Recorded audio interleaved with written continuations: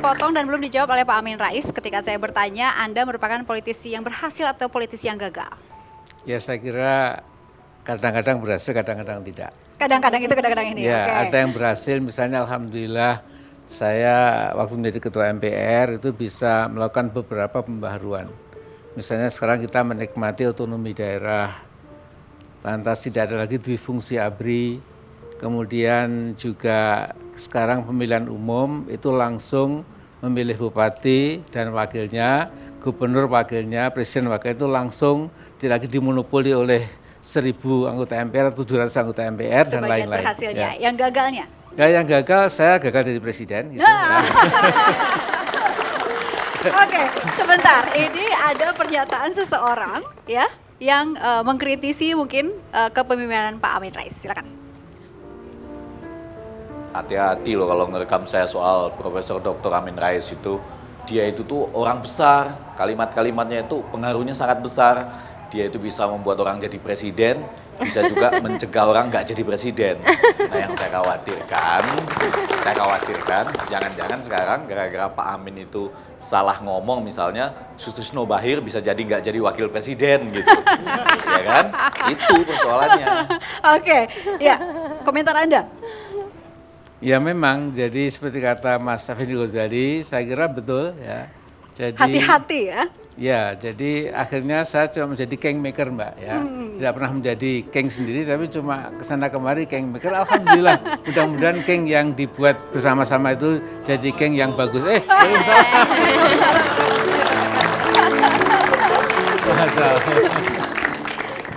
Inilah kejutan malam ini ya. Dan masih ada kejutan-kejutan yang lain. Mas, silakan di sebelah sini. Saya pindah ke sini. Ya. Iya. Maaf. Selamat malam semua. Tadi Pak Amin belum selesai menjawab. Iya, Hanya silakan, menjadi kingmaker saja, sementara menjadikan diri king juga masih belum bisa. Ya, ya itulah. Jadi saya ketika membaca berbagai artikel di berbagai jurnal luar negeri itu, mereka menjuluki saya itu kingmaker.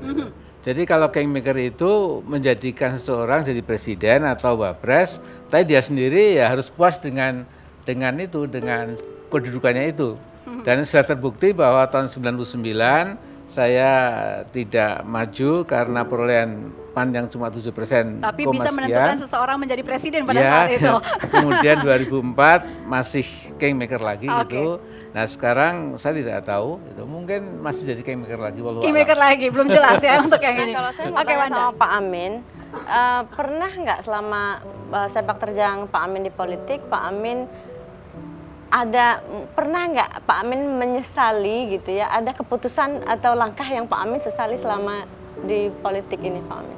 Oh iya, selalu Mbak, selalu begitu. Selalu, artinya secara manusiawi saya kadang-kadang wah mestinya nggak seperti itu. Yang mana itu Pak kasusnya? Apa? Boleh diceritakan kasusnya yang mana?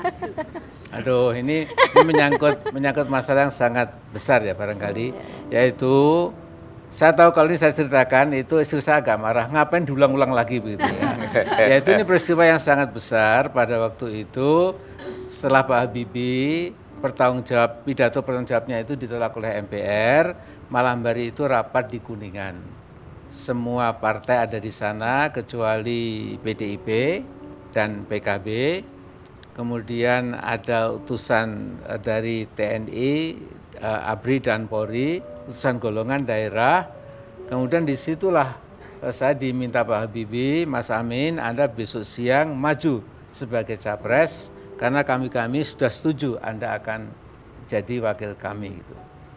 Nah waktu itu komputer otak saya itu berpikir kalau saya didukung oleh TNI dan Polri, oleh Golkar, utusan daerah, golongan, kemudian Partai Keadilan, P3, PAN sendiri, dan lain-lain, PBB dan lain-lain, itu ya waktu itu tentu jadi gitu. Akhirnya Pak? Akhirnya nurani saya mengatakan jangan, ya, karena waktu itu saya sudah menggalang poros tengah, kemudian kita proyeksikan Gus Dur jadi presiden.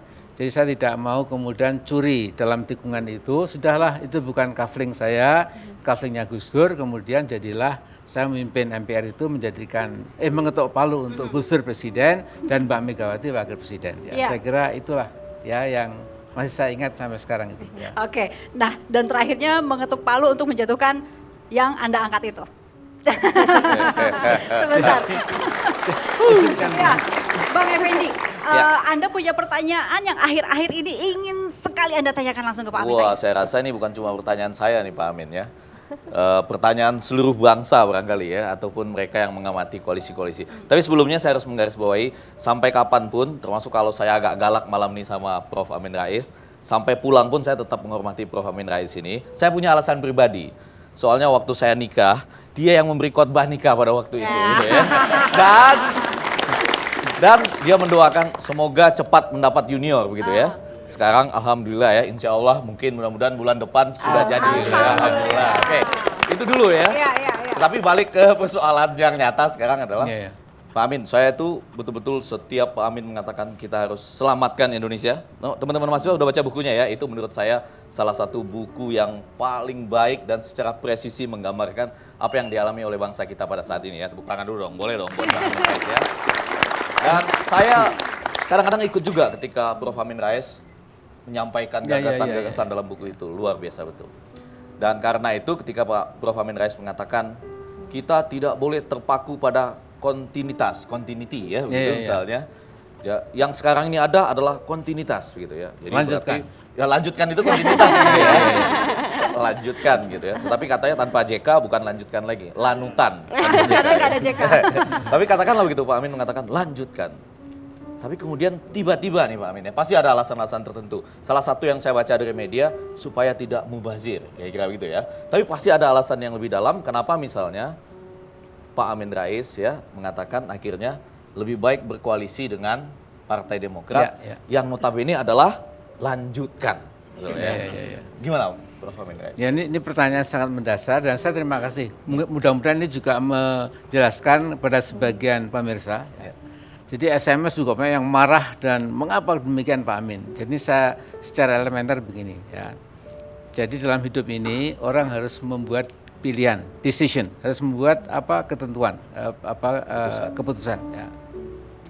Begitu moment of truth sudah kelihatan, hasil pemilu sudah kita ketahui arahnya, siapa yang paling besar, siapa yang menengah dan siapa yang partai 0, dan lain-lain, maka saya cepat berpikir bahwa ada beberapa paket yang akan melaju menjadi pimpinan nasional. Saya melihat kira-kira cuma ada 3, yaitu Pak Yudhoyono, Bu Mega, dan Pak Yusuf Kalla. Yang lain memang secara potensial ada, tapi mungkin tidak bisa teraktualisasi karena partainya kecil. Ya. Nah karena itu menurut saya 3 ini maaf pada Bu Mega, Pak Yudhoyono, dan Pak Yusuf Kalla, menurut saya 3 ini tidak ada yang ideal. Ya. Nah dalam hal itu ini, bisa meninggikan angka golput tuh Pak. dalam hal ini, kalau tidak ada yang ideal, itu ambillah the best available, yang paling bagus yang ada. Jadi di antara yang kurang ideal itu tentu ada dong yang lumayan itu. Nah, yang lumayan itulah yang dipilih. Nah, yang lumayan ini saya pilih adalah Demokrat dengan Pak Yudhoyono itu. Mengapa? Karena buat saya Pak Yudhoyono ini jenderal yang intelektual, dia bisa diskusi, dia bisa memahami masalah, dia relatif bisa berubah. Sementara yang keduanya saya masih ragu-ragu. Ya. Jadi sekalipun, maaf saya sering showdown dengan Pak Yudhoyono, saya berbeda pendapat mengenai ekonomi, mengenai segala macam itu, tetapi akhirnya dari yang tersedia itu, menurut saya ini adalah the best available itu. Oke, ini adalah pertanyaan terakhir untuk Wanda di segmen ini. Baik. Anda setuju dengan keputusan apa yang sudah dibuat oleh Pak Amin Rais, PAN merapat ke Demokrat? Iya, sangat setuju. Menurut Anda, Pak Amin berhasil atau gagal? Kembali lagi ke pertanyaan yang pertama sebagai politisi. Dari dulu saya merasa pendapat saya selalu terwakili dengan Pak Amin. Gitu. Jadi artinya? Jadi ya Pak Amin Insya Allah berhasil. Jadi ciri khas seorang pemimpin itu berani membuat suatu keputusan di tengah tekanan dan situasi yang genting, dan ini keputusan yang dibikin Pak Amin. Tapi mumpung masih ada Wanda, boleh nggak saya tanya? Oh, iya. Terakhir, Boleh, singkat boleh. saja Saya singkat jawabannya aja dan untuk pertanyaannya Wanda singkat saja. pernah dengar nggak, supaya jangan saya sendiri Iya. yang dengar gitu ya. Mumpung kesempatan Prof. Amin Rais menjelaskan kepada seluruh nusa dan bangsa ini, katanya Pak Amin berbalik ke sana karena menerima sesuatu, gitu ya. Itu yang kita dengar dari SMS dan lain. Silahkan loh Prof. Amin. Nanti ini jawabannya Pak buat Amin Rais klarifikasi loh. disimpan Ini setelah penting jeda banget nih. berikut. Ya.